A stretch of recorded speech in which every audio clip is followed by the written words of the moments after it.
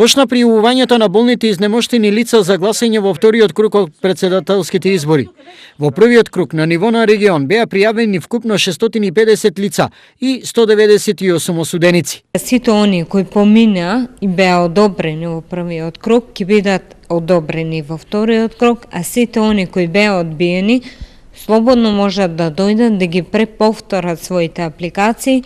За сите оние кои доаѓаат со нови апликации за да гласат болни и немоќни дома во ден сабота, значи ден пред избори, да донесат валиден документ од Центарот за социјални работи без истечен рок на трајање, да земат полномошно известување овде од Општинската изборна комисија, да донесат вториот ултиматум, значи да биде потврда од матичен со дијагнозата од специјалистот, заедно сите тие комплет со копија од лични карти на полномошното лице и лицето кое гласа болно и немоќно.